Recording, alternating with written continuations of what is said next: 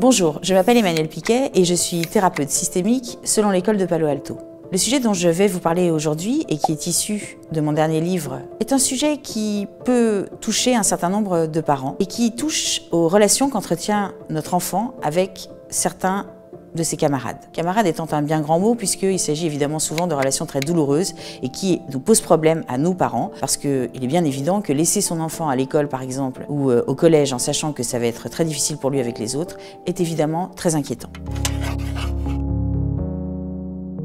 C'est la maman de Mia qui vient me voir un jour en m'expliquant à quel point c'est difficile pour Mia depuis longtemps.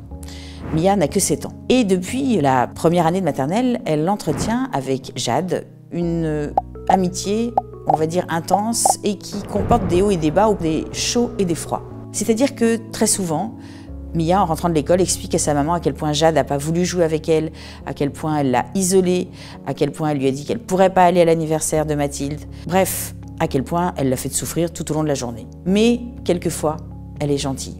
Quelquefois, elle l'a fait entrer dans son groupe, elle l'a invité à son anniversaire, et puis ensuite, pendant 3 jours, elle ne lui parle plus. À l'instar de toutes les mamans aimantes et inquiètes, l'amour et l'inquiétude étant un cocktail souvent assez peu productif, la maman de Mia a mis en place toutes sortes de choses. Tout d'abord, elle a expliqué à Mia ce qu'était une amitié saine, et non une amitié toxique, puisque c'est comme ça qu'elle qualifie la relation qu'il y a entre les deux petites filles. Une amitié saine, a-t-elle expliqué à Mia, c'est une amitié où on ne te laisse pas tomber, on ne te fait pas du mal, on n'essaie pas de t'exclure ni de t'isoler. Et puis le soir, c'est la deuxième chose qu'elle fait, lorsque Mia rentre de l'école, elle l'interroge sur comment ça s'est passé avec Jade. Et de façon assez systématique, elle se rend compte qu'en fait, Mia, malgré le fait que sa maman lui ait dit à plusieurs reprises, arrête de jouer avec elle, il y a plein d'autres petites filles hyper sympas dans la cour, continue en fait à essayer de jouer avec Jade. Parfois, ça marche et parfois, pas du tout.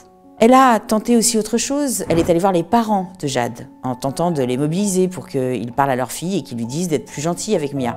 Elle a l'impression que le papa la regardait d'un air légèrement méprisant, lui disant « c'est bon, c'est des chamailleries entre enfants, on va pas s'en mêler, laissez ma fille tranquille ». Elle est ensuite allée voir évidemment la direction de l'école, comme le font la plupart des mamans, en disant « voilà, ce serait bien de faire quelque chose, parce que c'est très difficile pour ma fille, elle dort mal, elle fait des cauchemars, elle est très triste ». Et la direction a dit « vous avez raison, on a vraiment l'impression que Jade a une espèce de position presque au-dessus des autres, un peu comme si c'était la reine de la cour d'école. Mais on a beau faire un certain nombre de choses, on n'arrive pas d'une certaine manière à la faire tomber de son piédestal. Elle est toujours comme ça, au-dessus de sa cour de dame de compagnie. Un peu désespérée, la maman de Mia vient me voir en disant « moi je ne sais plus quoi faire, j'ai tout essayé, mais visiblement rien n'y fait ».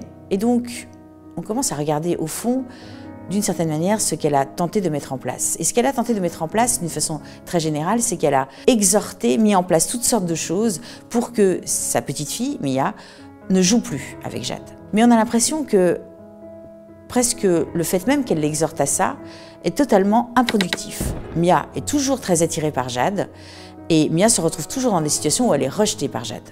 Je dis à cette maman, voilà, je vais vous proposer de raconter l'histoire suivante à Mia ce soir. C'est l'histoire d'un rossignol, c'est un très joli rossignol.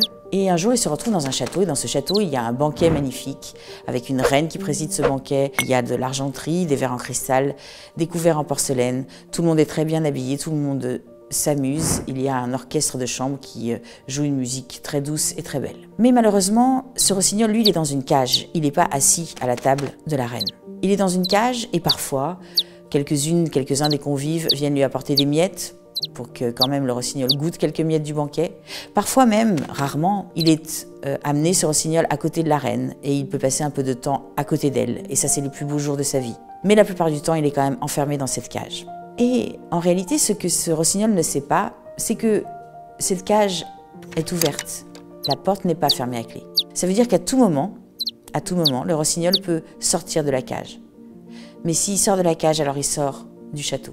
Et s'il veut rester dans le château, alors ça veut dire qu'il doit rester dans la cage, puisque telles sont les règles édictées par la reine de ce royaume. Donc soit il reste dans ce royaume en n'ayant que des miettes du banquet, soit il décide de sortir du royaume pour ne plus être dans la cage, mais dehors, peut-être qu'il fait froid et qu'il n'y aura personne. Et donc c'est un choix très difficile que ce rossignol a à faire, mais il n'y a que lui qui peut le faire. À la fin de cette histoire, dis-je à la maman de Mia, ce qui est très important, c'est le silence, pour que l'histoire puisse vraiment bien s'installer confortablement à l'intérieur de Mia. La deuxième chose importante, c'est que si Mia décide de rester dans la cage, alors il va falloir respecter son choix infiniment. Parce que malheureusement, on ne peut pas décider, car on ne peut pas ressentir à la place de notre enfant qu'une amitié lui est insupportable ou pas. C'est lui seul qui peut en décider.